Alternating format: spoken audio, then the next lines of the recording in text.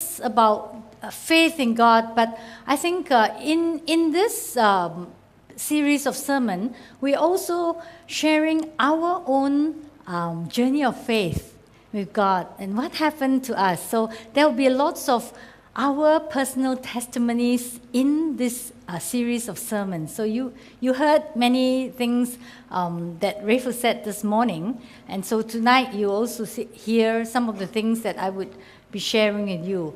Now the 4-part sermon actually have 4 topics. This morning, Rephael preached on the topic called Living by Faith, which looks at the life of Abraham, and he took from Genesis 12, verses 1 to 3, looking at the call of God, how the call of God actually caused Abraham to heed that call and how his life is changed, because when you move out of the zone your comfort zone. Abraham moved out of his comfort zone to go to a place that God called him to.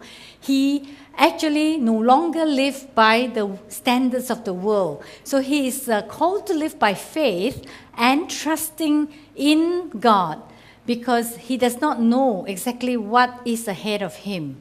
And that call, with that call, Abraham had to leave his home country and leave the comfort zone of his life, go to a land that God shows him. And God promised Abraham a few things. So there was a call, and then there was a covenant. The covenant has 4 promises there, where God promises Abraham that he is going to make him into a great nation, meaning he will have influence over people. And God promised Abraham that he's going to give him, going to bless him with wealth, with income, with just material things. I think Abraham had heaps of them. And then God also promised Abraham that he's going to make his name great. This one you read in Genesis 12, verses 1 to 3. Make his name great. And that was to give him an identity. And also God promised Abraham that he will bless those who bless him and curse those who curse him. And that's like a kind of a protection, a kind of a favor that God has on Abraham. And then the charge. So what Rephael preached on this morning was there was a call, there was a covenant, and there was a charge. And that charge to Abraham was that he will be a blessing, meaning he will be a blessing. His life will be a blessing, and all the people of the earth will be blessed through him. So we applaud this man of great faith, of Abraham, who had lived by faith, and he never set anything up permanent for himself, because he would just move as God tells him, and he was always ready. So living in faith every day, this life series is something that we want to just share with you, because it is possible to be a Christ follower. It is possible. It is not an easy road all the way. It is an absolute trust in God, because you know that whatever happened, God is still there. He will keep his promises, and he will walk you through it. Now this evening, I'm going to move on to another part of a journey of faith that Abraham had to walk through, but I think most of us have also got to walk through certain parts of our journey in life that will be very difficult. So we're going to bring attention to another aspect of living in faith, and that's talking about our experiences in what we call a wilderness. The experience in the wilderness. So we're talking about living through the wilderness. And along the journey, there will be terrain that's get very rough and difficult. Is God still with us? Yes. But what is our faith like? Do we still have faith during those times? What is wilderness? Now in the Bible, the wilderness is described as a wild, barren, a threatening kind of landscape associated with desert. You see just vast stretches of land that seems, to go on. And it is kind of, when we describe wilderness, we're describing uncivilized places that are kind of uncivilized by human hands, no disturbance by human. And people generally understand these places to be uninhabited and desolate. Maybe a forest kind of place, full of trees, or maybe even a desert with just stretches of sand, or even very remote, inaccessible coastlines. But the wilderness is a place where growth is difficult. Water is scarce, and you trek along, and there seems to be no end in sight. Now, in our lives, many of us have gone through some kind of wilderness experience. Could be at a graveside, could be along a hospital corridor, could be in a divorce court. And in the wilderness, we feel trapped. We're so trapped because there seems to be no way out. So if you're walking through that portion of your life, you feel alone and no one is around you. And you struggle and the pain is just immense. You just want to get out, but you can't. Now in the Bible, there's a number that represents a struggle. And that's the number 40. 40. Noah experienced rainstorms for 40 days. Moses spent 40 years wandering about in the desert. Jesus was tempted by the devil for 40 days. I mention this because there's something about the number 40, because that's kind of like a struggle. Now, people go through struggles, through temptation, while you're moving through wilderness experience. There's always a period. But there's also something else that is associated. They said that, the dung flies. Have you heard of dung flies? Huh?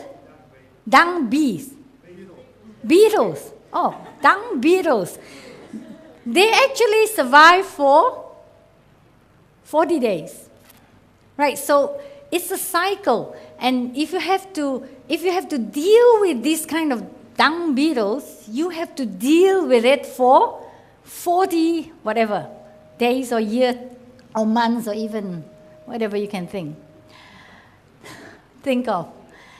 Now, in the year 1998, that's about 15 years ago, our family moved to Western Australia, to a town called North Dandenong. I had 3 young children aged 12, 9, and 4. Alvin was 4 then. Now, for a city dweller from Singapore, this is a wilderness of some sort. We just had, trees and land just all around us. Now, we arrived sometime in May, so it's getting cold. The weather was just getting cold. So we always feel the cold. And if you come from a tropic country, you actually feel really cold. Now, you guys are used to it, or you're born here, so you're used to this. But we really felt very cold. And it's always like, the weather is it's just not bearable sometimes. And we didn't have very good heating system then, because we didn't understand what to use, which kind of heater to use even. And at night, because I live in the country, in North Dandenong, it is pitch dark. There are not many people around. You can hardly see your neighbors, maybe a little flicker of light in the distance. And so it wasn't it was something that I decided, so I had to kind of live with it. What happened is that the initial excitement of moving to a new country, of large open spaces, the things that we were looking forward to when we thought of moving to this place, quickly dissipated. You have to suffer some of these things. And Rephael did not move in with us. right? So I had 3 young children, and my husband wasn't here. He was the fly in, fly out. Like he said this morning, he was the flying in on a Friday evening and fly out on a Monday morning kind of person. So the children were in 3 different schools. And so I had to ferry them from Mandurah to Armadale and to North Dandenong. I don't have to go all the way there. Some of them had sent to the bus stop. But still, so I had 3 kids in 3 schools, Armadale, Mandurah, North Dandenong, and it wasn't easy. I got to get them to table tennis, to taekwondo, to swimming lessons. And so it was difficult. You know how difficult? I used to have a live-in helper who does all the housework for me. And now I have to cook like 5 meals a day because they're always hungry. I don't know why. And then do the laundry, clean a large farmhouse that we built. And as well as we had so many animals. I don't even know why we buy so many animals. We had 4 cows. I had 3 children, 4 cows, 2 dogs, 10 chickens, and I think 12 sheep. Because, you're excited over having a hobby farm, so we had all these things, and I had to look after them. And I do remember the day when I came home, and at night, I took Aaron to the taekwondo, and we came back, it was like 9:30 at night, and I had 4 cows lying at the gates waiting, and they were mooing at us and then I said, oh, something's happened, So I drove right to the back of the property, and I told Aaron, he was only 9 years old at the time. I said, Aaron, get down and look at the trough, see whether there's any water in there. And he said, Mom, there's nothing in there. It's all dried up, And so I couldn't fix the trough, so I had to drive back to the house, and we carried pails out for the cows to drink. And then, so that was difficult for me. Do you understand how difficult for a city dweller like me who is used to just pushing a pen? And that was so hard. Now, on top of it, I had to leave behind extended family. You saw my extended family this morning, right? I had family over all the time in Singapore. I think when Ray visited us in 1996, he said, B, how could you leave all these people to go to Australia? That was before I came, because he came and he said that to me. But I had to leave all these people behind, church friends, and everyone I knew, and everyone we had when we grew up. And now I'm in this new place. I don't know many people. I do come to church, but it still takes time. And I think some of you can identify what I'm saying there. Those of you who have moved from different places, from other countries, from other states, or, you understand, it takes time for people to come around you and get to know you. So it's very difficult. I don't even know where to get Asian food. Do you believe that? I went to town, and they told me that if you walk down William Street, you will find Asian shop everywhere. I couldn't find a single one. Seriously, I couldn't find any because I walked the wrong direction, of William Street, and I couldn't find any Asian shop. And then our container arrived, and I had to unpack 300 boxes. And I developed carpal tunnel syndrome. Until now, I still have that condition. So it's not funny. Now, why am I telling you all this? Why am I telling you all this? Things doesn't get better. There's loneliness, fatigue, suffering of pain.